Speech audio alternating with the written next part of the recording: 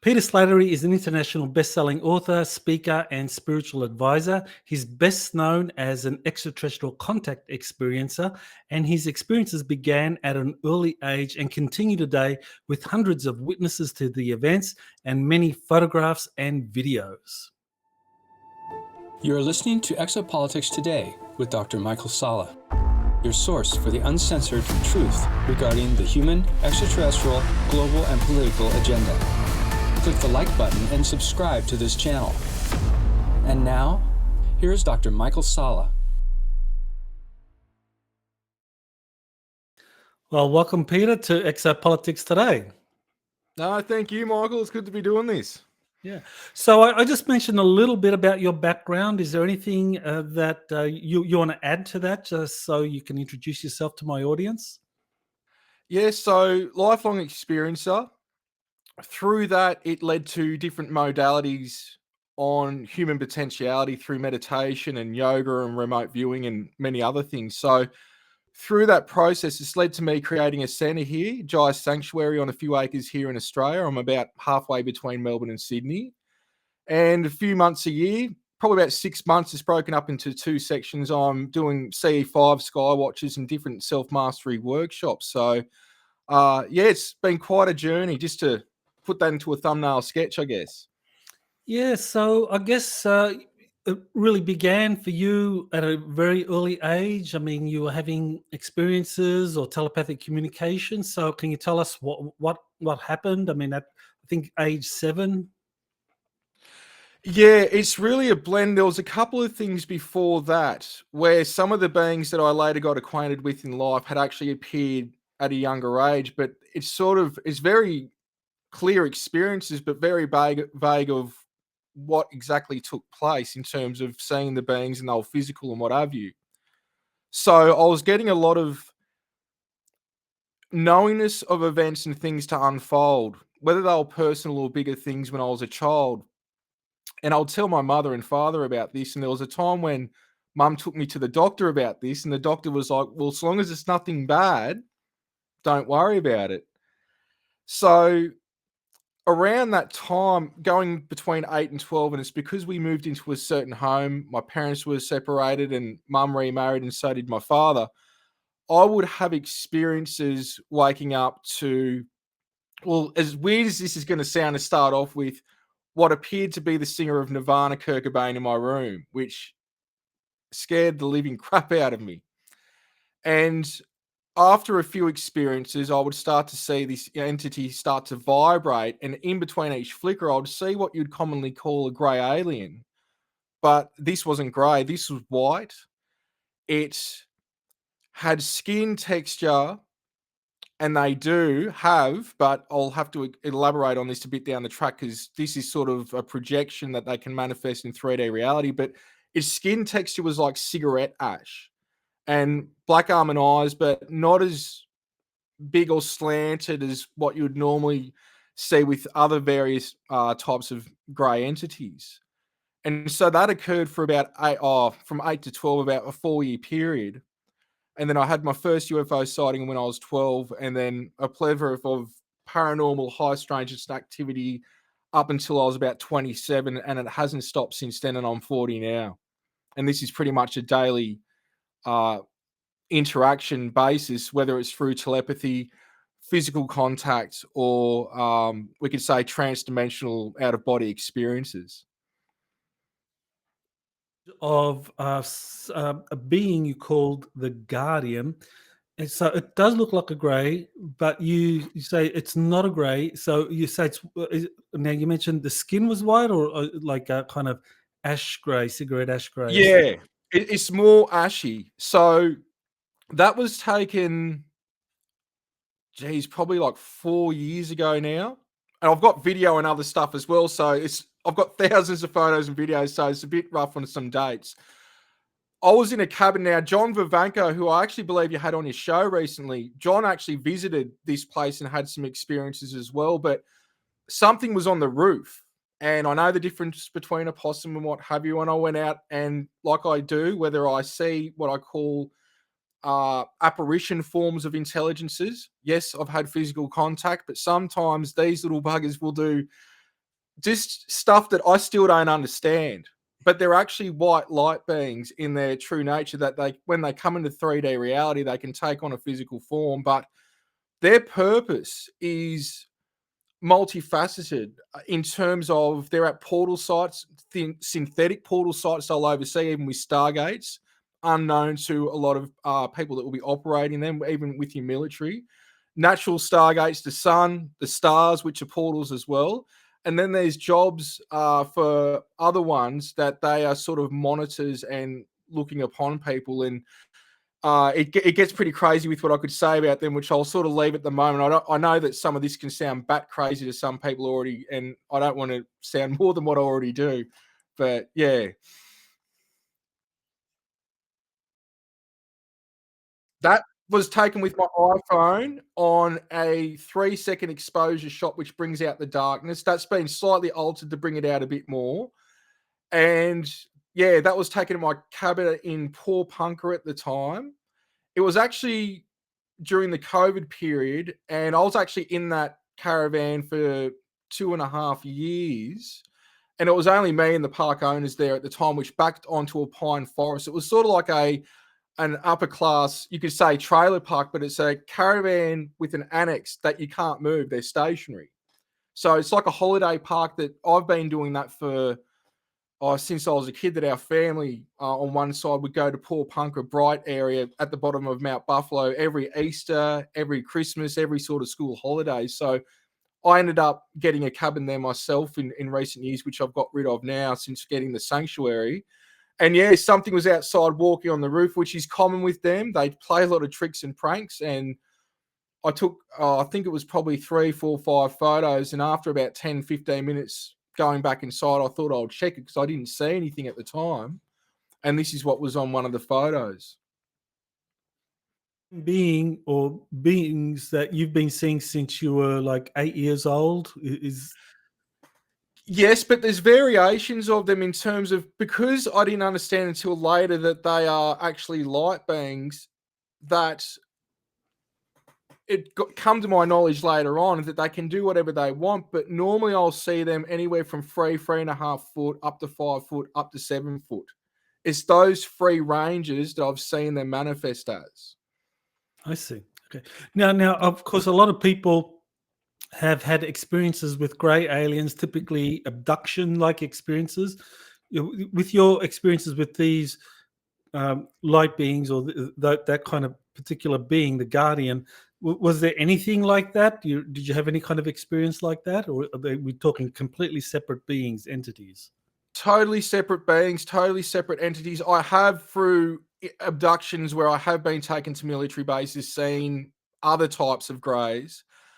I've seen various colors of ones, but the Guardians are a complete separate ballpark, that they are working with such high intelligences that when it comes down to it, there is the Elohim, and I'm not talking a physical entity, though they project first nor male nor female in 3D reality from the light blueprint, that they are the first created beings on all planetary bodies from the creation that's done from the light blueprint level of each star, then the planetary bodies coming from that, and even satellites, that they're actually blue light beings, which originally they came through as blue orbs. And I've got photos of this going back to 2011.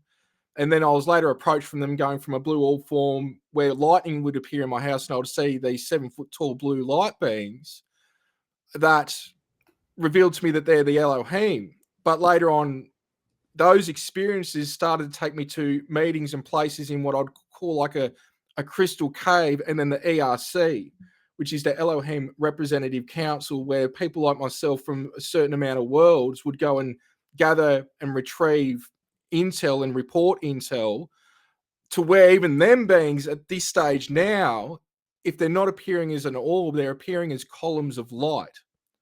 So this stuff was totally what I wanted to throw out. I could say I'm spiritual, not religious, but going into beings from the Pleiades and other things, which I soon was to have interactions with, which goes back to the original telepathy at the age of 7.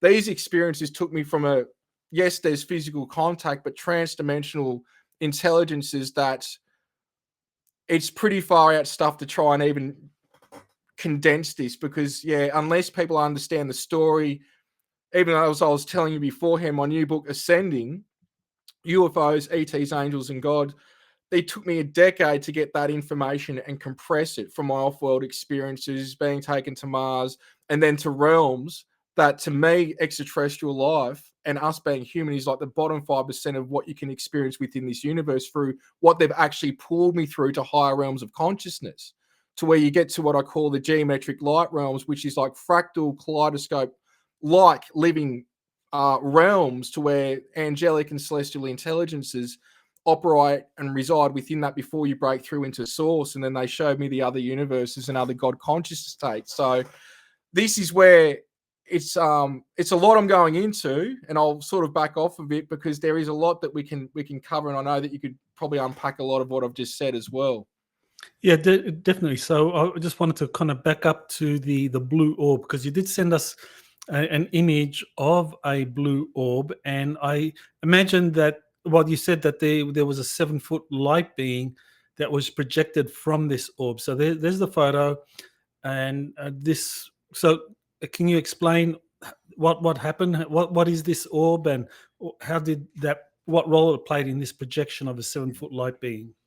So I was unaware of it at this time that this photo was taken. I believe it was around 2011. So there was like a flash of light in my lounge room. The bottom of the photo, I believe, is the back of a couch. So along a wall where that couch was, there was like a portal open up, and that came through it, and it actually went along the wall in the lounge room into the other rooms, came back in, and that's a photo of it as it came back into the lounge room before it went actually through the wall where the white light originally appeared. It went through the wall. So I was having experiences where the blue orb would regularly show up. Again, this is 2011. I was talking about this in interviews during 2011, during 2012. Many other people have talked about blue orbs before and since me as well.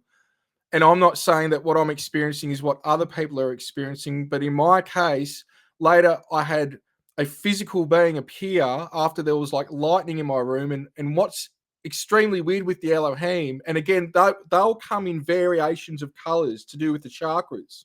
So what I understand is that depending on the color of the Elohim depends on the domain that it operates.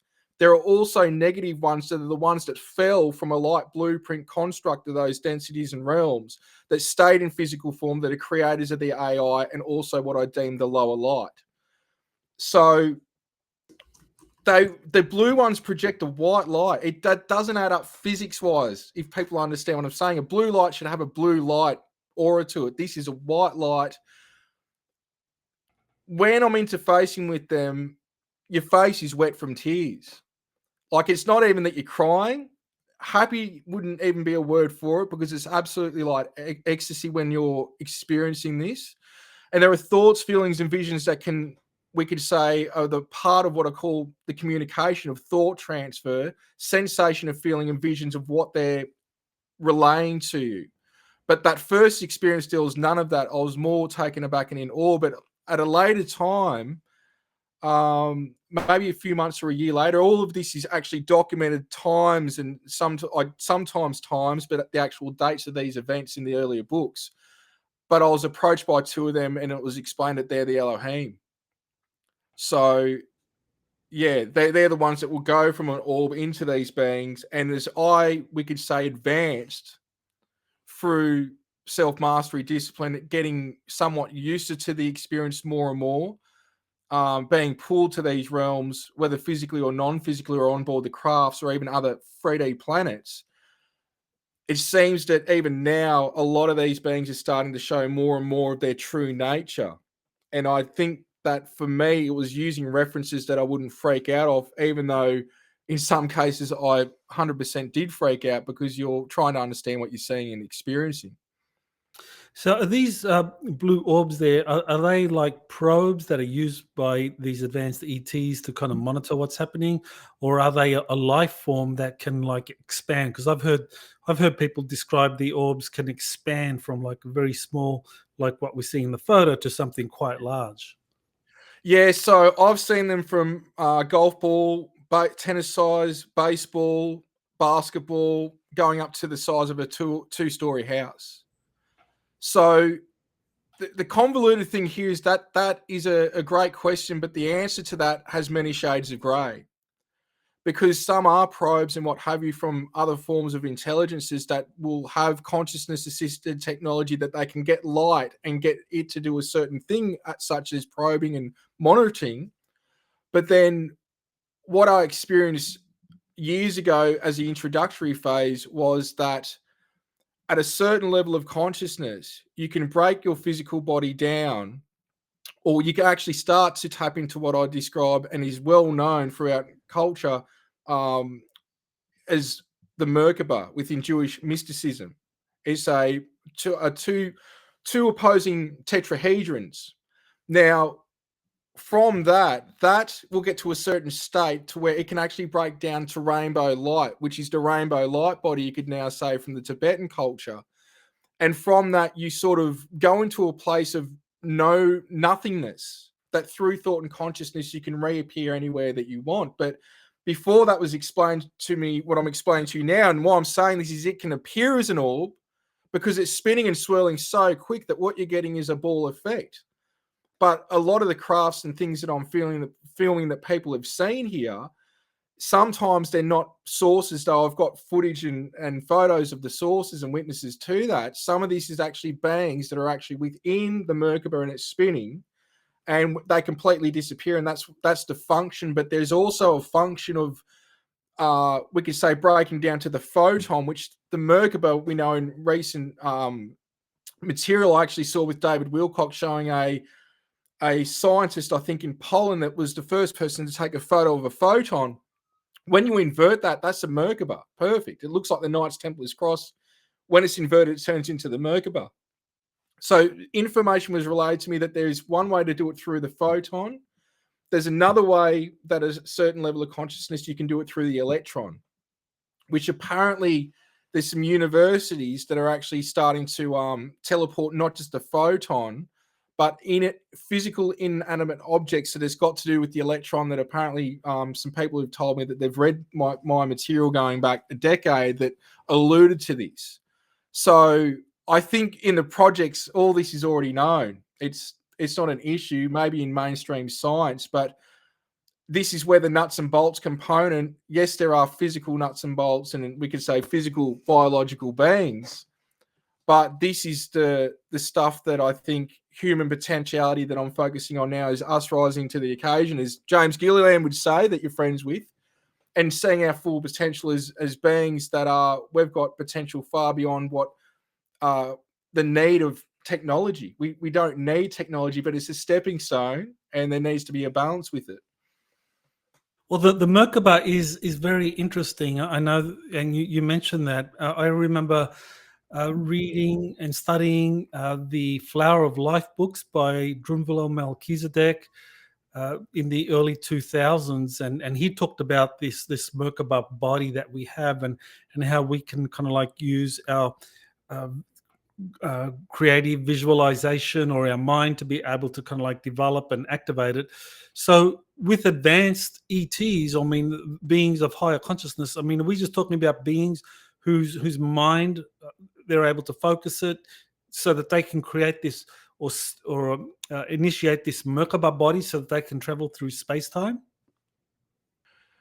Yeah, it's done through, the way it's explained to me is that you attain these things when you're at a certain level of consciousness. So it's like you could do something negative with those abilities, but the negative entities are at a certain level that may seem like magic to us, but compared to what their full potential could be, they haven't got access to that.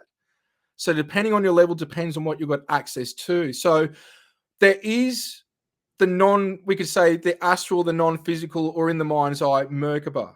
I'm talking physical, to where I've had a being called Penke from Sigma Orionis that is a physical being that can initiate its Merkaba through intention, and I can even be picked up in it, and it will turn into a bright light to where it breaks down to rainbow, and then we reappear wherever it's wanting to teleport me to. Now, that's far out. A lot of people don't want to hear this. And that's why I've got people, including governments and institutes, others trying to talk to me about this, because even if you go into projects, right, the projects are dealing with such exotic technology, but when you're dealing with this stuff, this is a whole new ballpark. That my conclusion at this time, Michael, is that, as crazy as what I am saying is, that we're not going anywhere, that we're in a treadmill in God's mind, that we've got the illusion we're traveling to places, but we're not really going anywhere at all.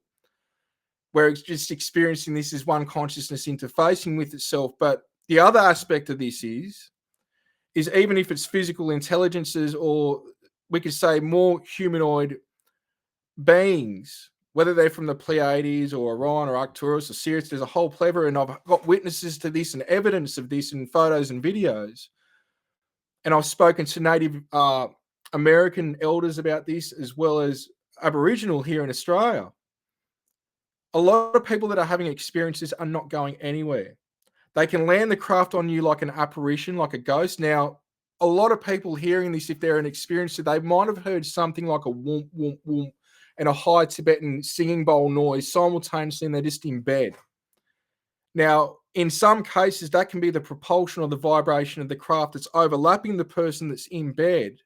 And in their mind's eye, or in a dream state, they think they're having a dream experience and they're seeing beings and crafts. That's actually a real experience, but they're interfacing through the mind's eye. They can also pull the consciousness on board. They could pull the consciousness on board and even put it in an avatar, or they can physically vibrate that person on board, and they haven't gone anywhere. And when I've spoken to elders about this, they said in a lot of cases that's exactly what's going on. They think they're going into space or somewhere else. They're not going anywhere. They've just changed the frequency of exactly where they originally were, and now they're coming online somewhere else. And the technologies are quite amazing, what we've got, but what our true potential is between being a physical being and a spiritual being, and the path to that, that's the part of soul evolution to reach our full potential. And it seems that the human experience is embedded with that knowledge. It's part of mastering this to be able to get to those higher states of consciousness. So with, and you mentioned the government projects, and of course they're building fleets of kind of like metallic spacecraft that they use for secret space programs and so forth. And some of the ETs would do the same. And that, on the other hand, there are these kind of Merkaba type vehicles that are powered by consciousness, and some ETs use consciousness, I guess, to take people. So really, I mean, are we talking about different gradations of ET contact? You know, some starting from the very kind of technological physicality to the others using kind of more spiritual type technologies?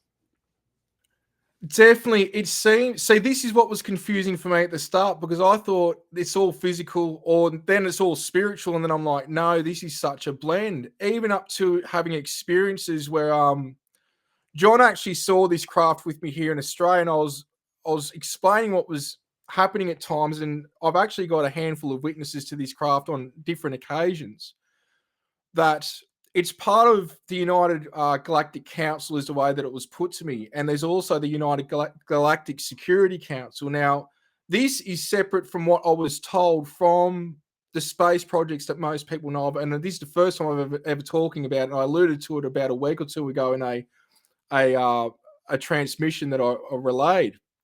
Now, these beings seem to be the ones, like in other projects that I've been told, are going to slide into these projects once we could say the cabal and negative influences that are running these projects, we could say, are undone. That there are a lot of people, some might say white hats, this and that.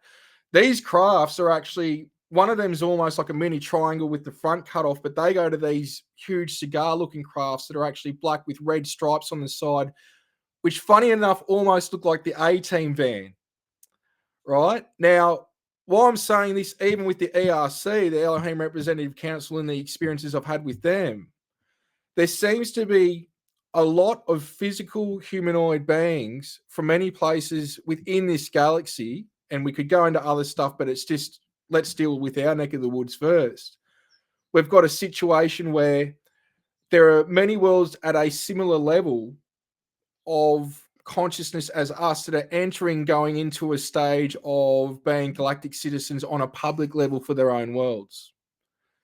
And even with the ERC, the first time I went there was 33 representatives from different races. Now, some will say, oh, that's, Illuminati. No, I will go there, and other times there could be more races, there could be less, because they're transitioning and going through ascended states all the time, and then newcomers are coming in and what have you. But it seems to be what's going on here is there's a lot of fingers in a lot of pies on Earth, meaning different races wanting to have different influences or say. And then there's those that are in line with humanity reaching their full potential and being sovereign beings and entering with their own power, because from what I've been told, we've got potentiality that's beyond any of them, and something of an angelic nature that we can be trans-dimensional as physical human beings and go in between the physical and non-physical states, quite like ways that have been not seen before. So there's a lot of races that are involved with this, and it's quite a laid situation of non-physical and trans-dimensional intelligences operating in some unison in some way at times. Okay. I just wanted to kind of like go back to one of the things you mentioned earlier about the grey abductions and the MyLabs, that you were subjected to some of these grey abductions, and then what often happens for people who have been through that is the military abductions, that the military are keeping tabs. So is that correct? Is that what happened to you, that you were abducted by greys? Not greys. They happened to be there. One experience was with a reptilian Earth-based group that had a grey there in the distance. Actually, I had a craft nearby that was very similar to the Bob Lazar sports model. Not the same, but very similar. And that was, I believe, somewhere in Australia from what I got. And there was a screen that if you didn't look at it, it was 3D. And there was the Earth was coming from it with stuff that was being monitored to me that was like ley lines or not ley lines, but like just lines of volcanic activity and tectonic plates and things like that. That they even said back then that they want people to know that they're not all bad and that some of them are trying to ascend, and that they've peaked at the level of consciousness that they're at, which is what I alluded to before. That was from that experience that was 12 years probably ago now, I think. So there was other experiences that I was taken to what seemed like laboratory settings with people in coats at times. One time I had these C-type objects. They looked like a C, the letter C, put on me that dissolved into my stomach. Another time I had these what seemed like glasses that looked like night vision looking through them, that had bars within them like battery and power bars or download bars. In another experience in a very similar setting. And there was one time that I was taken to a facility that had a massive fountain in the middle that, looking up, it looked like I was in a superdome, but the upper floors had some type of, I think, glass windows going around it, but the roof either had an artificial light or it was actually the sun shining through it. And I was taken into a room that was like a toroidal shape with white up the top, down the bottom, and there was this metal bar around the circumference and a chair. And all this, while I'm sort of skipping through it, all this was apparently technology to try and derive information that I know. And from what the Elohim said to me, none of it works, which is why it stopped. But I didn't know that last place I mentioned was apparently Mars that I was taken to. I've got extremely high theorized creatine levels that could be 2,000 times higher than most humans, that is reported with most abductees that have been studied to that extent, which has been a small scale, but they said it's a marker to look for because the body needs to adapt to being off-world and the protein, muscles and everything rebuilding itself. But with that said, what I've come through later, and I've been doing this full time for 7 years now, I've helped thousands of people in terms of whether it's readings or counselings or people sometimes that are super soldiers or part of space programs. what I knew back then, and I didn't talk, what I just talked about with you, I didn't talk about to this year. For 10 years, I sat on that, plus the off-world experiences in Orion, the Pleiades, and Sirius. But why I sat on some stuff was this: I found a common theme. The common theme was that a lot of people will have an agreement, we could say on a soul level, to go and be part of these projects without the projects knowing, but the projects knowing the capability of certain people, whether it's their bloodlines or who they are. These people are bought into these projects, and yet does the person even know that's being bought into the projects? They're reporting what they're experiencing up to, we could say, their spirit team or their guides or extraterrestrials or ultra-terrestrial intelligences on Earth, or even extraterrestrial intelligences. And my wondering with this in the original days was, why? Why would they even? Why couldn't beings like the Elohim or the angels, or beings with Merkaba capabilities, appear in a space base, a dumb base or whatever, and find information out themselves? And what was revealed was that these programs have that great technology that they can block out, in some cases, remote viewing, by location, teleportation, and spying from prying eyes, even if it's done from the astral plane, etheric plane, or higher realms of consciousness.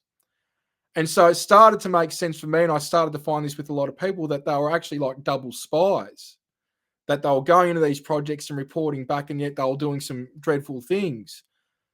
But for me, that wasn't the case, meaning I was brought in a way that seemed like torture, but it wasn't to make me a super soldier or part of any space program. It was to try and figure out what the hell what I know.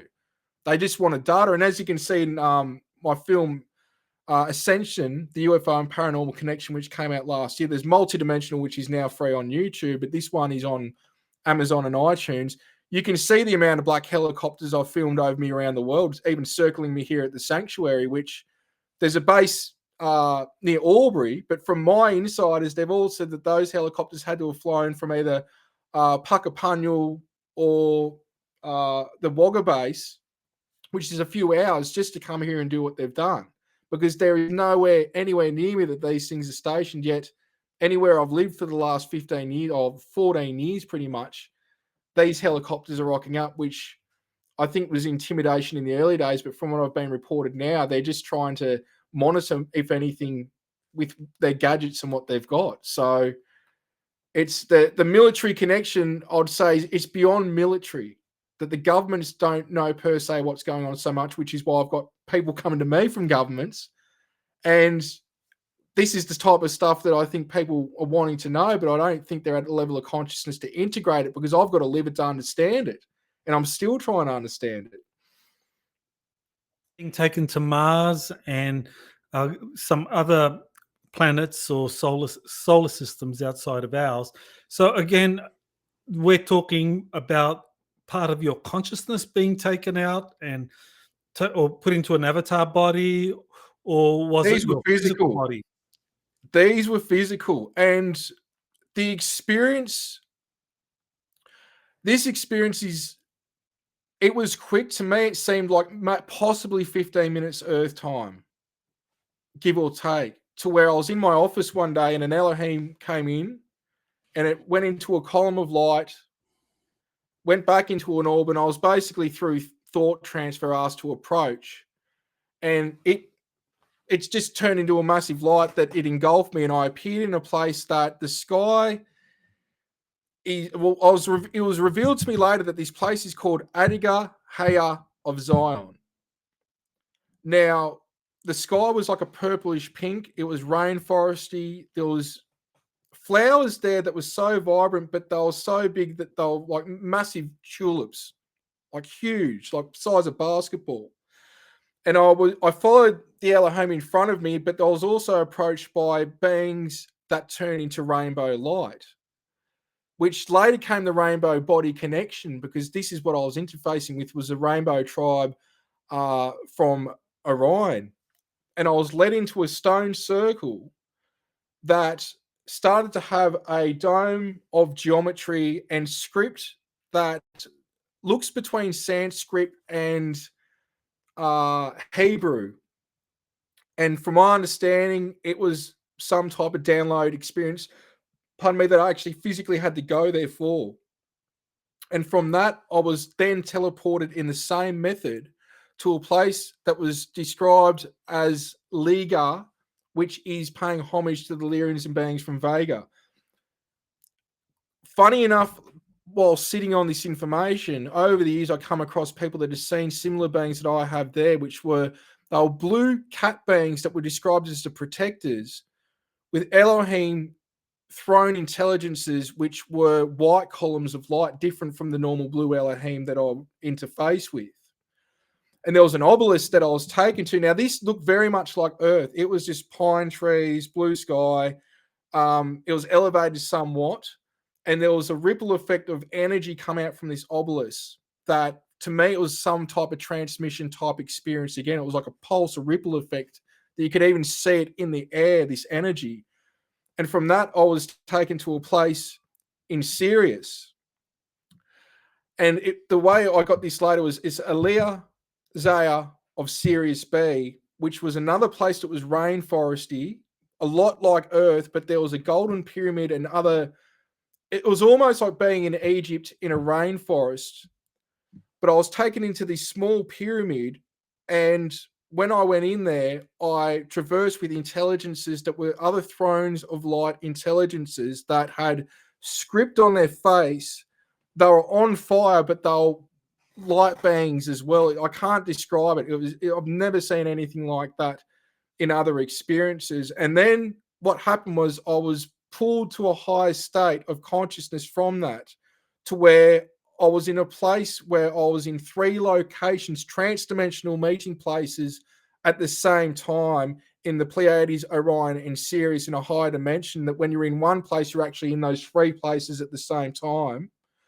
And then I was brought back. And that all went, I think, for about 15 minutes. And I didn't talk a word of that, except alluded that I'd been off world to a couple of friends and family members for a decade. I didn't want to talk about it. I know how back crazy that is, that I'm saying that now, what I just said, I know how crazy it is, but that's what I experienced. And the growth and the knowledge from those experiences is still unfolding today. Well, you've talked a bit about the Elohim, and you mentioned the Elohim as light beings and exposing you to these incredible experiences. You also mentioned the fallen Elohim, and here we're probably talking about the Book of Enoch. Now, there's also the Anunnaki described in the Sumerian text. So can you kind of like explain, I mean, what are the Elohim, both the positive and the negative, and how do they relate to the Anunnaki as described in Sumerian texts? So I'm not a scholar. I've got to go by 100% experience. This is where a lot of experiences, and people ask me about, like Chris Bledsoe and Eleanor Dinar and so many people. I've got no idea. I've watched one video actually on Chris Bledsoe, because people are like, you've got to watch this guy because it's the same similar stuff, but I don't tend to know much. So I've got to go from experience. But the way it was explained to me was that to all realities, there's a light blueprint, that everything is consciousness and awareness that goes into a vibratorial state, which is sound. Sound creates light, light creates matter. Before life can exist on any planetary body, the Elohim, who can construct from the stars and where the planets go and what have you, when the environment's at a certain level, they'll come in from a light blueprint level and appear in a physical way. Now, we've all got a light blueprint to us. We've all got our light body. That's our natural state. So they'll go from that into a physical where they're nor male nor female. And it's almost like they will nurture and work with the environment until it's time for male and female vessels to be created, which can even be done through thought on a physical level. And then as that's done, then they can procreate for new, we could say, souls to come in and incarnate and experience. Apparently, this is what's done first on any planetary body. Now, with that said, there is the cases like the Lyrians coming back here plus 20 million years ago, that even with all life forms, this can be done. Like even animals and what have you, like this is how everything's apparently done from a light blueprint state.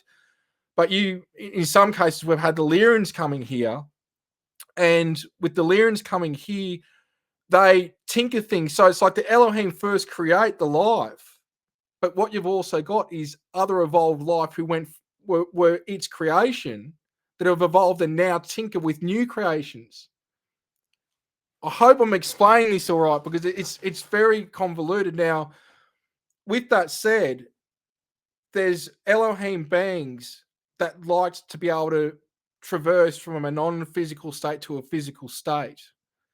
Now, this is where, whether it's through sex, power, all these different things, they didn't want to go back to the light blueprint state or source. To do that, they've got to be in a lower vibratorial state, but they're already master beings because of the capabilities that they've got. So what you've got in some way is a convoluted situation in the end, that there's no good, there's no bad, but what there is, I know now, is a counteract that goes on within source, a balancing act, which we're going through now. And it doesn't mean I condone the child trafficking, this, that, and the other. I don't. So people don't go there. But the Elohim are the creator beings, that's full stop. And they will do this on every planetary body. So I'm not talking about physical beings. So they will appear and they can live a physical life if they wanted to. So the explaining that I had later on is that Anunnaki, the original Anunnaki in this neck of the woods, was from Lyra. And I've heard others say from Sirius and elsewhere that I've talked to behind the scenes. But the way it was put to me is that Anunnaki is a word, and we hear this throughout other things, people saying this, that those who from the heavens came to Earth. Well, you could mean that's coming from another planetary or from space to Earth. The other way you could look at this is they've gone from the light blueprint, like the Elohim have, and they've appeared in physical form. So this is where that term is very much a broad term. It's like saying human, but what human? Is it an Earth human? Is it a human from Mars? Is it a human from somewhere in Orion or the Pleiades or elsewhere? So some might know that they're a specific type, but the way it was put to me is that's the way that word can be used. But also, if you want to go down that route, the first ones were from Lyra. Okay, so the created beings are the Elohim. Now, you mentioned these blue cat beings. Now, I interviewed someone recently, and Jalila Starr, and her view, the way she described it, was that the cat beings, that they were the original created beings of the Anunnaki, or of the human physical form, and have been kind of like protectors ever since. So is that pretty much your understanding? Where do these cat beings come into the picture in terms of the creation of humans? So we could say there's tinkering, because apparently we've been genetically modified that much that it's a two-sided thing, that we're a mixture of many races. And because of that, the potential was unknown what we could do. But with evolved souls coming here, this is where it's navigating this biomechanical computer, the physical vessel, with an advanced soul that gives it capabilities that can be navigated to do transdimensional things that we don't even understand yet. And I'm not just talking about levitation or telepathy and things like that. Apparently it just goes way beyond that. But the cat beings, funny enough, it's funny you say that, because all I know is that the blue cat beings in the Pleiades were revealed to me as like the protectors. They're the protectors of that obelisk, but also, from my knowledge and my own experiences with lion beings and feline intelligences that I know reside in a lot of different areas, mainly Sirius, and then you got Leo and Lyra or Vega, the Pleiades, and even Orion, other areas, is that there seems to be a common theme that they are either light workers and manipulators of energy, or they're protector beings. And that if you go against universal law, these energies will leave you. But if you're doing things on a soul mission, these beings are quite advanced, that a lot of them are in their Merkaba as well. And that's actually how I met John Vivanco, funny enough, was that he actually remote viewed a SETI to see if it was real what was going on there. And what he got, don't quote me, I think it was hundreds or thousands of these beings in this device, which he didn't know it was Merkaba, he does now. And they were lion beings in their Merkaba that are around Mount Adams. And I'd been talking about this for some time in other areas. I knew there was activity going on there, but it seems to be a common thing that people are having experiences with these feline intelligences, all the way from cat-like to panther-like to lion-like. And they seem to be loving quite advanced intelligences and a soul connection to a lot of people, and even protected beings across the board with who they're working with or interfacing with. Well, I actually had an experience with a lion being myself. I mean, I did one of the Monroe Institute courses. It's called Starlines. It's a Starlines 1, and I did the out of body or the consciousness projection. And sure enough, when I projected my consciousness past Sirius or into the Sirius star system, this lion being pops into my consciousness, and then I kind of went away, did other things. Then I did it again because I thought, well, it wants to make contact, and so it made contact, and it just said to me, it was a very simple message it gave me, was unified planetary consciousness. And I took that as like, wow, that's really kind of like a project, a mission to kind of like help bring about this unified planetary consciousness on Earth. So is that consistent with what these lion beings do? Yeah.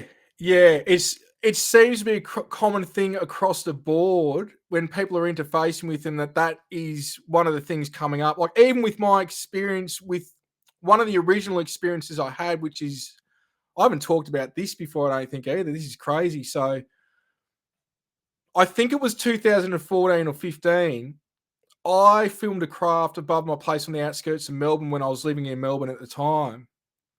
And I knew it was a lion being. Now, originally what I saw was something that looked like a door off its hinges, but flat, with two black squares in it with a reflective surface. A few meters above me, just swoop above me and go up. And then I looked up and there was this light. And apparently what I found out later, like, there was a light. I had communication, but I didn't understand exactly what was going on until later. There was a lion being in it. Now, this ended up on Yahoo and around everywhere. I had people contact me within days going, oh, great footage, this and that. I didn't even know what. And I've even had my stuff on Russian media and that with fake stories, with no one ever talking to me. I just put the footage up, and I knew I needed to, because I'd talked to a lot of experiences in the early days just saying this is sort of what will save you from being railroaded or manipulated or you being killed or what have you. But later that day, I'd bought walkie-talkies to do CE5 Skywatches, and I walked down, and I had somebody at the home at the time as I walked down the road to test these walkie-talkies out, how far they would work. And a few blocks away, there was this park that had a handful of, I think, soccer fields, and there was an AFL field there, big Aussie rules field. And I'm in the car park, and the radio wouldn't work, and there was this car that was crossed between a Chrysler and a BMW sedan black. It wasn't one, it wasn't the other. And I heard guys talking about UFOs and to shut up about it. And when I looked, to me, it was like a man in black experience, because from what I could see, there was black sports coats they had on. The guy in the passenger seat closest to me looked identical to me. And then they floored the car as it sort of came at me, and I was able to get over a little fence. You'd know, probably remember from your Australian days, you know how around football ovals you've got the pine logs, and they've got two little pine logs under them, sort of as seats that go around the circumference of the field. I was able to get behind that and jump over the little metal fence that went around it, and the car sped off. But what I found out later was that the lion being was sort of giving me a heads up and protection, and was there during that whole event, which it foreseen what was going to happen that day. So they're protectors. And sometimes my point with that is not only are they protectors, but sometimes there's events that unfold that you do not have any understanding to until after the fact. And then you sort of have this aha moment. So they're around a lot. And many people are experiencing them. Doesn't surprise me.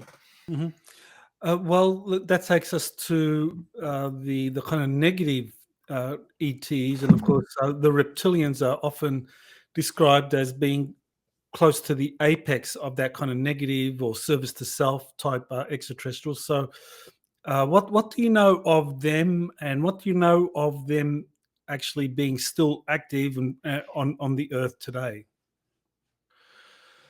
So I know that there is influence, and there's a lot of reports coming from other people of them getting taken down. I think, from my understanding, that this shift that's in play of consciousness, there's not going to be a chance to resonate on this frequency that you're operating on as you raise that frequency. And so the way it was put to me many, many years ago was that the reptilians are the bank robbers, but they're not the ones that orchestrated or told them to do it. And that is what we could say is the fallen Elohim that goes in the factions of the Archon, or what I call the lower light. That they are the foot soldiers and very powerful psychics. The reptilians are manipulative, great at projecting screens, pretending to be or overshadow people, or pretend to be people that they're not. And I feel sorry for them at the same time, because they can't reach their full potential as intelligences with the intention behind what a majority of them are doing.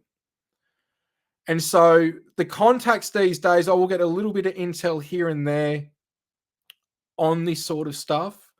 A lot of it is more high dimensional communication, which is why it's a lot different from what most people will normally hear about through contactees and experiences. As James Gilliland put it to me, he goes, you're dealing with the highest you can get in terms of intelligences. So he said, your understanding intel is going to be way far above what the normal is. And I'm not saying that at ego, but it's because I've had to try and come and understand more. Like, I see all this up here and what it can be, but through that, part of why I'm here apparently is to be here and experience the human conditioning and raise that frequency up. So it's also me trying to understand the extraterrestrial motive, because each group, even if they can, we could say, be positive, humanity have to uplift themselves. And there is going to be a time that this is all going to be unveiled, and we're in the middle of a war right now. We're in a war on consciousness. We're on a war for Earth. We're on a war for sovereignty.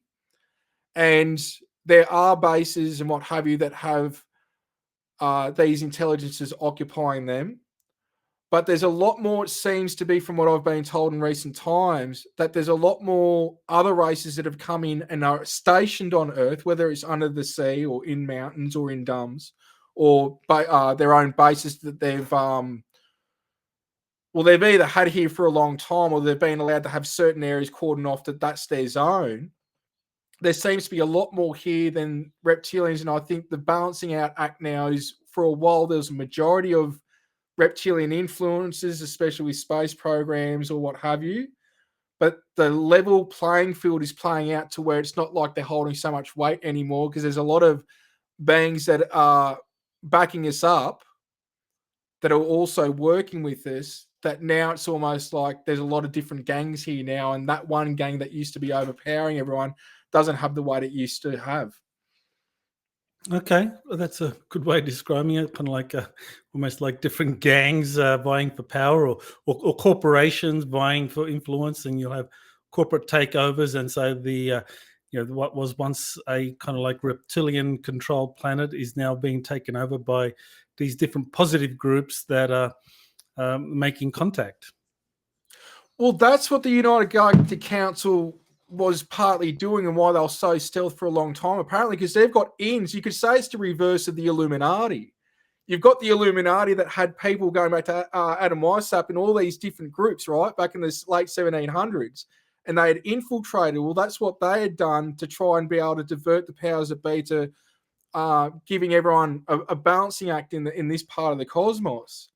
And there's trade going on in many different areas. Apparently, the stuff that we as humans can physically do with technology that's out of the public domain, apparently a lot of these races are very impressed with, and we do a lot of deals with a lot of races in armament and even other things. But they're also impressed with our consciousness, but we seem to not understand what our capabilities are. So there's a lot, not only in the solar system that's been going on for who knows how long, but it does reach into other star systems, and it's quite a busy part of space that we occupy. Now, I know you've taken a lot of photos and a lot of videos, and you shared some with me. So I just wanted to kind of like have a couple of those up. So there was a flying disc that was taken in 2022. You sent me images of that, this too, and a close up of that. So, what do you know of that particular disc, and who's in control of it?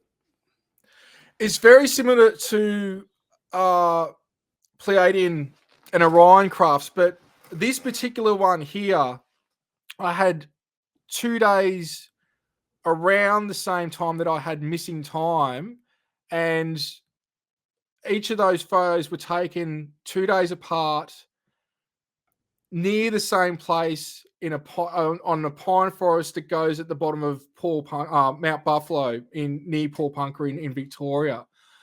And I had missing time, which was frustrating because I only got one regression done.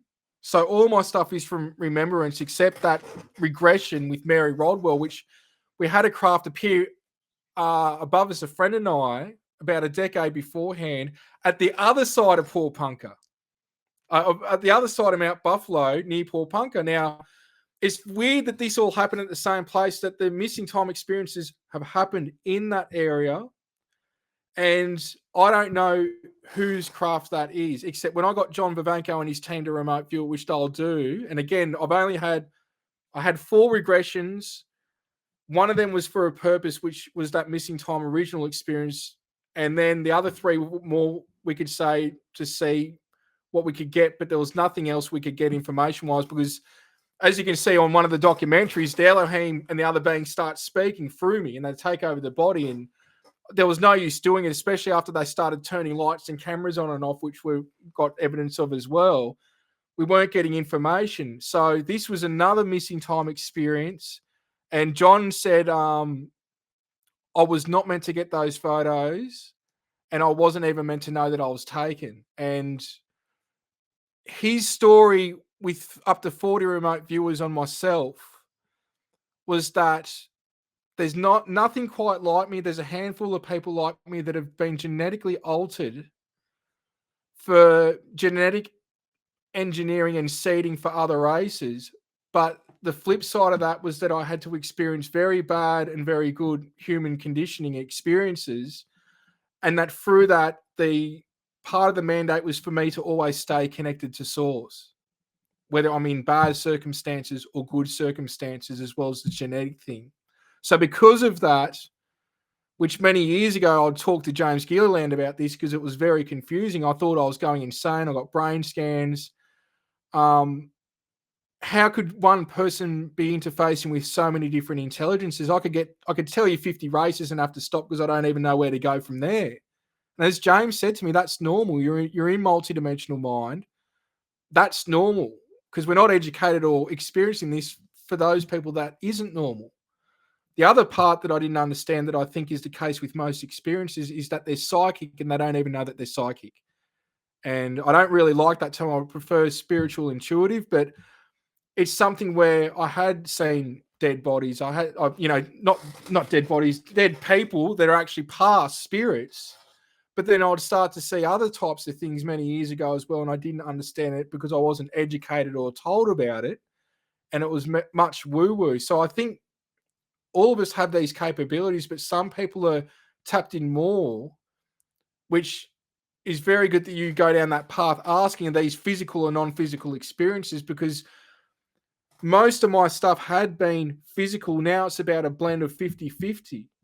And the reason for that was, especially with 2010, when I filmed my first UFO, I was thrown on the news, and it didn't stop from that day, and I had witnesses ongoing from that.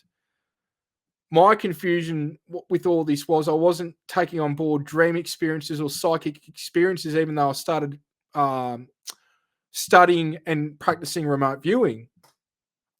If somebody couldn't see it with me, if I couldn't film it, it didn't happen. I needed evidence, and I continued to need evidence up to the point of contacting Australian Air Services that got back to me multiple times saying there's nothing over your place at that time in that location. And back in those days, Albury Airport was shut by the evening, and I'm filming these balls of light with witnesses doing crazy maneuvers above my home in Lavington of Albury. So, yeah. With that craft that the image is up now, and it sounds like you had an experience on that craft or were taken into the craft, and then you had the missing time, and then you took the photo. I mean, that's very similar. I've been working for a few years now with an army insider who has gone through something very similar, where he is taken on board the craft and then he's placed back on the ground and his memories are removed temporarily, but he sees the craft and takes a photo of it. So is that pretty much the way you think it might be happening for a lot of people, that photos of craft actually of craft that they're being taken on? Yeah, and it's a really good point. Mary Rodwell, who I call like Mama Starseed, I've been friends with Mary now for,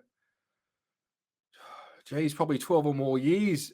And she said that to me long ago, because most of the footage, now I've got thousands of videos and photos. Yeah, you can see around 100 on YouTube, but there's a lot more than that, and stuff that I'm sitting on that my brother and James and others get frustrated with. But my point with this is that most of the time I'm having conscious contact, that even if I'm filming the craft, sometimes I'm on the craft even when I'm on the ground. So I can be filming the craft in my mind's eye. I can see the beings on board the craft or they're interfacing. I'm getting, and on a second compartment, sometimes I'm getting thoughts, feelings, and visions to the intel they're trying to relay to me. And then there's times like this that has happened, probably not even 1% of what I'm talking about, where I've got no idea. It's just, it was a missing time experience. And I knew something that happened. Of course, I've got the photos to show for it. But what actually happened, I'm at peace with, because there gets to a point that you can be chasing this stuff forever, but I'm an experiencer. And then, as John said, that it ties in with other info that I've got from my own contacts. They're taking me all the time doing stuff like this. And my question was, well, with that far advanced tech, why do they need my genetics? And the answer in response that I've got is that they need original genetics. They can synthetically make it, but it's like when you do, you got cloning of beings being done. The further away you get from the original, the weaker the vessel is. So they need original material, like actually from the source. So I think that's interesting, that no matter how advanced you are as a race or a civilization, if you're doing this, and from my understanding, they're trying to mix our genetics back with theirs because of the capabilities that we've got, but also angelic capabilities that we've got, that even light beings are trying to get the light blueprint of the physical vessel and merge it with theirs, almost making like a hybrid version of a light being, which gets into different layers of this. Well, that's truly fascinating. The kind of the genetic side of all of this, that there's been this genetic tinkering, and I understand that there's been a kind of struggle between the two sides. You know, the service to self, the service to other, or the positive and the negative. You know, the negatives wanted to create a slave race where they dumb down our genetics and kind of like, you know, poison the atmosphere, poison the food supply, and all these things, so that we can be easily manipulated and controlled to be like a slave force for them, mercenaries, so forth. Whereas the positive ones are wanting to encourage this unfolding of this incredible DNA potential we have within us. And Alex Collier's talked about the Patal, and there are others that I think George Kavasilis talks about, the full fractal mirror of the universal consciousness, that we have that capability. So is that essentially what's happening with all of this DNA tinkering from both the positive and the negatives? I think it's just what we do. As we evolve, there are those races that are more genetic and scientists. And this is what happened in the past, as I'm sure you're aware, with Atlantis and Lemuria. You've got these different civilizations where Some stayed in a state of service to others. Some went service to self and went down more of a materialistic path. And this seems to be a mixture of that, but going on a galactic, or actually extragalactic, universal level throughout different planes of existence. But when we look at this and we take the physicality out of it, it's just an experience. This is all about soul evolution.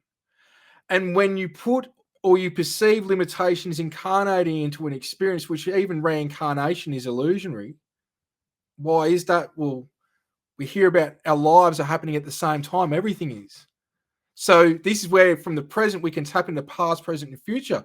The way I explain this is imagine the palm of your hand is your Godhead, which is a cell of God's body. Imagine my body as God. All these tentacles going out, they're experiencing different lives at the same time, and they can even get another head and create more lives. And I look at this all now as that this is a soul evolutionary process that even in our own individual life, in the experience we're perceiving now that we incarnated into, we're going through an experience of soul growth and evolution, if that's at the stage that we're at. And that you would know most likely, I'd say yourself, that through your trials and tribulations, your ups and downs in your life, that you found capability and potential in yourself in areas that you didn't know you had. When you went through a dark night of the soul, or lower points in your life, or things weren't too well, or a death in the family, this, that, the other, right? So we're going through that individually, but also as a collective, and we're also doing that on a spiritual level. That we tend to forget that, because in some cases, forgetting the spiritual realm and coming into the physical is part of the amnesic sort of thing. So we do these types of things. But there was an experience that I'll relay to you that years ago I was shown everything was made of these purple hue dodecahedrons. Everything, I mean, everything on a microscopic level, with grass, plants, animals, humans. The Earth was one, the satellites, meaning the moon and the other moons and the planets in the system, as well as the sun. The solar system was a dodecahedron. This galaxy was the dodecahedron, as well as all the others. And I got to this peripheral point of this dodecahedron looking through trillions of dodecahedrons. And I looked around, and they're all different other universes. They're all different gods. That each dodecahedron was a God consciousness with its own planes and dimensions, that Elohim cells go out within it and experience till they get to a point that they come out of that dodecahedron and create their own universe with their own planes and dimensions. And I had to stop there. My point with this is that now if you take my body as a super God intelligence, and each cell is now a different universe, a different God with its own planes and dimensions, and wrap your head around that, not only does that show how big and beautiful the universe is, but it shows how much there is to learn and how much we may never know. Because with the Elohim and some of the angelics, when I've pressed questions on where the original spark, the original flame, where all this comes from, they've still got the same questions I've got, which to me rings true, because if they were manipulative entities, they'd always have an answer, and they don't have an answer to some of these things. But it comes down to your point, is this is actually all about soul evolution. Even though we're in a physical experience, we're forgetting what's going on the higher levels. This is about being the best version of you and growing. And we don't do that unless we have the illusion of separateness from the source, and also the illusion of poor little me, I can't do anything. We can always do something, and it's finding that potential and strength when you forget that you're connected. So that soul evolution, I mean, I know that's an important part of your work. So how do you explain that to people who are just kind of like caught up in the whole self-limiting belief systems that many people are conditioned into? And I mean, it's much easier for those that are open, but still, even for those that are open, how do they kind of like embrace this kind of more greater universal consciousness? Good question, Michael. And what I'll say is, I don't worry about it. And why I don't worry about it is because, like, I have some people come to me and they've had an experience and their partner's not into this, or their family's not into this. And I've seen relationships thrive in those circumstances, and I've seen people break up and families break up. So things can always go a different direction. It's not what we think, oh, you know, they're going to leave me, or this, that, the other, or my family's going to think I'm crazy. What I learnt long ago, I had an experience where I think it was 2012, I was thrown on the morning news here, Sunrise, and they did a piece. You'd probably be aware of it. It's like Good Morning America.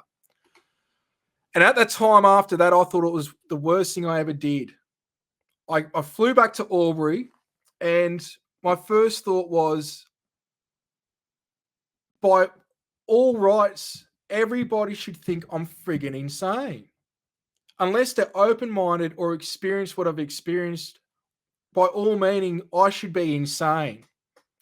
And I had people doing this in shop windows, and people call me the UFO guy and laughing at me and all this and all that. And that's what I thought. I thought, I can't interfere with people's soul evolutionary process, but those who are meant to come to me, they'll come to me. So my point with this is, who am I to say who's ready and who's not? And who am I to throw it down people's throats? But also in that process, I learned that as long as these humans that don't even believe me would give their shirt off their back to help another human, they don't need to know any of this. They're doing, which is the simplistic thing we need to do, which is just be a good person. So I don't tend to worry about what you asked, Michael, too much, though, a decade plus ago I did. I learned quickly back then that some people aren't ready. And of course, disclosure will happen in intervals and at its own rate. But as long as they're being the best person that they can be, when they pass or they transition back to their natural state, they're going to know it all anyway. I see. Okay, well, that's a fair point.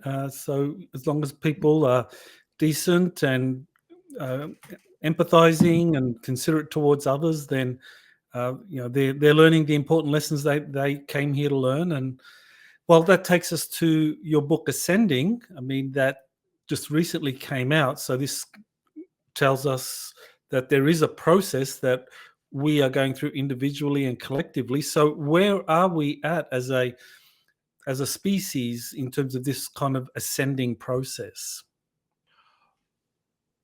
I would theorize at this point we're at the dark night of the soul before we snap through frustration at ourselves of what we've put ourselves into, or the illusion of what we've put ourselves into, and we thrive. I used the analogy of simoscope, where they play the water at 432 and there's beautiful geometry.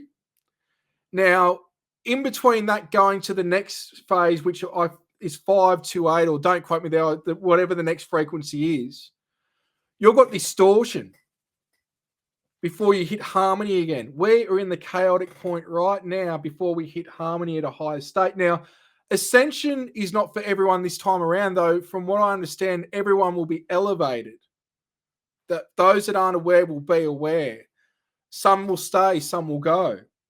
Some will stay to be teachers and educators for those when we hit this new frequency. Some will go back to wherever they want to go, whether it's a different star system, a different planet or of existence or source.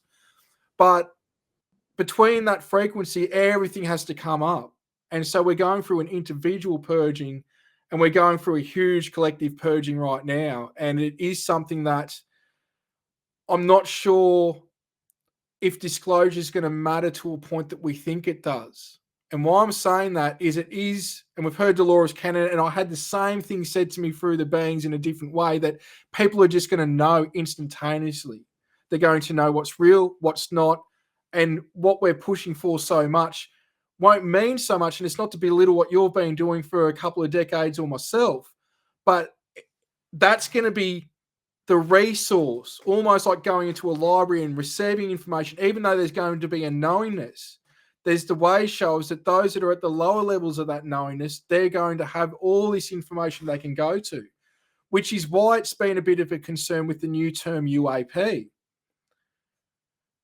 Because the way it's been done, UAP, now moving algorithms away from contactee, UFO, all the terms that everyone's been using for years and years, they're now setting into the human consciousness the word UAP. So people go and look up UAP, and all the data is mainly controlled from, we could say, government and or some researchers to, hey, I'm guilty of using UAP now or else nothing gets seen. But it's being done as a tactic to control the narrative again. Forget the UFOs, they're UAPs, and if you flood that UAP tag and hashtag with what you want, as governments, now you're going to control the narrative through the resource of the internet, that newcomers coming into this, that's where they're going to go and control it that way. But there's going to be a knowingness. People are going to wake up to who they are, what they are, and what they can do with that potentiality. And that's where I think there's intervals of disclosure that have already happened, but it's very much an individual thing as well as a collective thing. And it's something that people are better off having people like yourself and many others doing what you have for years as an educational point, because so many people are having these experiences, whether they're physical or non-physical contact experiences, not knowing where to go. And that's part of the reason I've opened Jaya Sanctuary here and hold events here in intimate settings, small workshop settings, because Australia needed it. And there's nobody quite like doing what I'm doing in the way that I do it. We've just got to play our part. Yeah, I think this sense of knowingness is very important. And also what you mentioned about sanctuaries, places like the Jaya Sanctuary, like Esseti there in Mount Adams, and there are other places.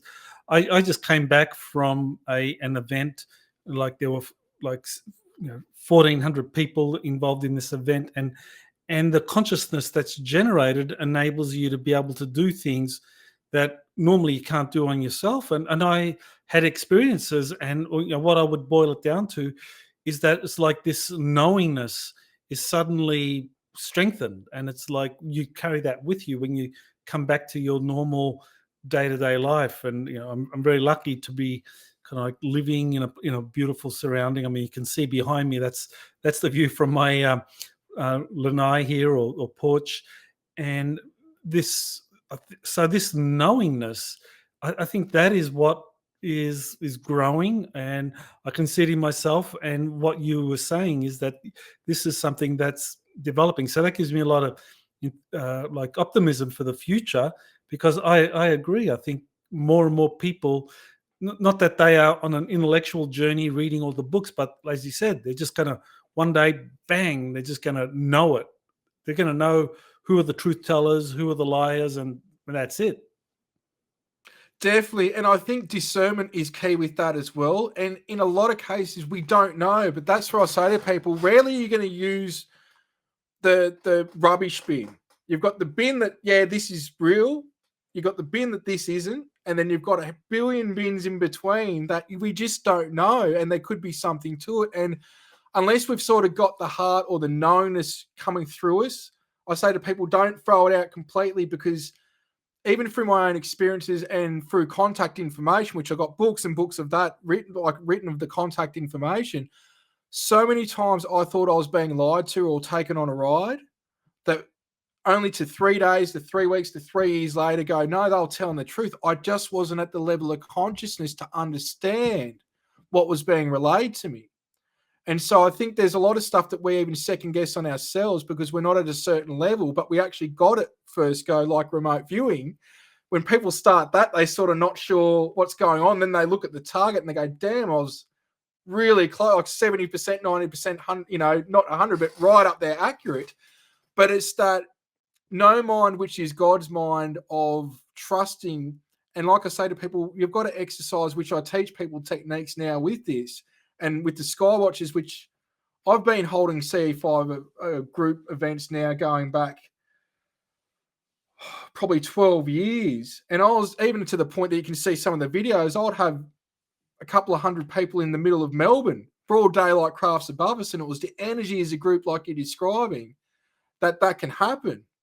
But on a more intimate level and a more intimate setting where people are on the same level and doing a heart-brain cohesive exercises and getting on the same level, when you're in that and what you resonate at, the effects and the potential that we can experience with the greater family of man, whether it's extraterrestrial or beyond, it is quite amazing. And part of the communication that happens is through what I'm describing of you're not sure, but there's a knowingness where I tell people, all right, if you have to keep looking in a certain area and you don't know why, tell the group.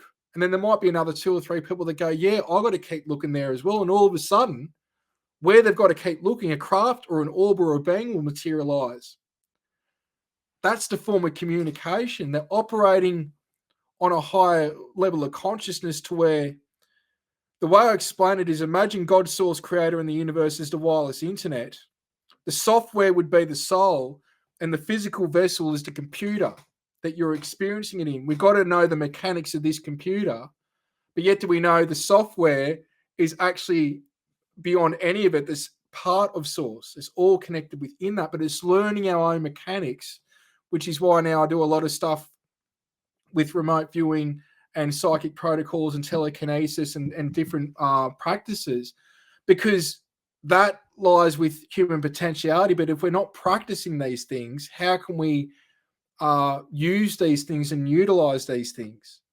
And everyone's got their own different tools, but it's finding out what you've got in your spiritual toolbox that you can use to be of service with and live the best life and work with it. So what do you think lies ahead in the next few months or the next year or so? I know you mentioned we're in a dark night of the soul currently, but we're going to come out of that, and you were kind of optimistic. But when we come out of that, is there going to be like a separation depending on where every individual is in terms of their consciousness, their soul evolution?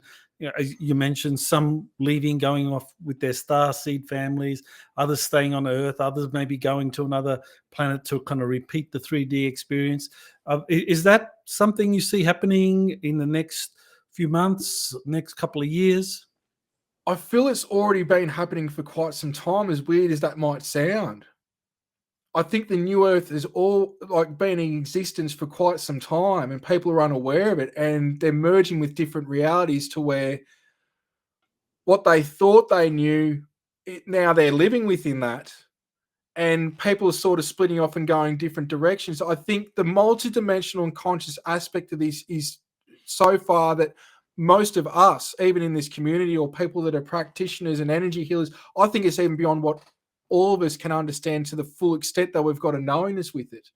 But I have been speaking, and I said this around the start of world events that happened a few years ago. I'll say that just because of the way that the internet's operating now, and people will understand that this is a process that is going to peak around 25 and will start to get into a new normal around 2030. And people were laughing at me. I was in the most lockdown place in the world. I was in Victoria, and I was stuck in a cabin. And most people don't realize that the last 14 years, 7.5 years of that split up into two segments, all I've done is remote view and meditate 8 to 12 hours a day. So I was sitting in a lot of different space, and I was in a lot of isolation. And that was what I was told from the contact information, that this is like a smooth thing. Just like I was saying over 5 years ago, disclosure fully could be a 50-year rollout. But as I said, hang on for a sec. If all of us got over our differences overnight and saw the commonality of all of us being human and wanting the best for each other, that disclosure times 100 could be achieved within a second. If the collective consciousness could see it that way. That's why I say don't wait for the 50 years. I think it'll be a lot quicker than that. A lot quicker than that. But there's increments and rollouts. But I actually think it's going to be something that we're going to get a certain amount down the track, and then all of a sudden there's going to be an aha moment for the collective.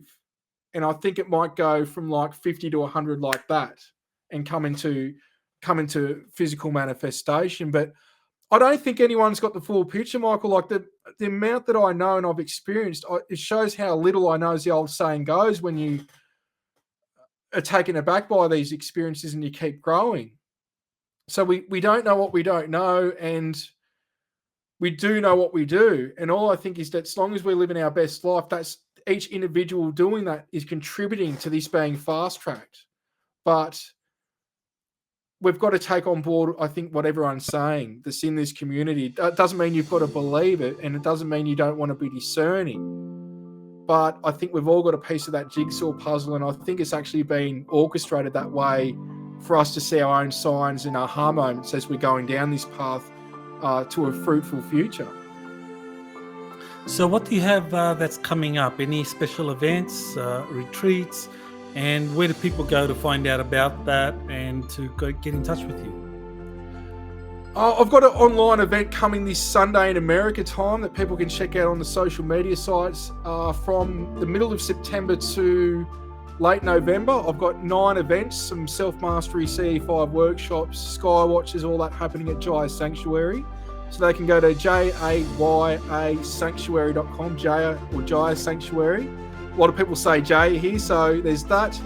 And books and movies and everything can be found on the website, and some of the material is free, like the meditations, Multidimensional now, my movie that came out a couple of years ago, is available for all to watch on YouTube. So if they go to petermaxwellslattery.com or ecetiaustralia.org, which I've been running that for a decade, working with James, they can go to that, or jayasanctuary.com, and all that will be available, as well as online courses and other material.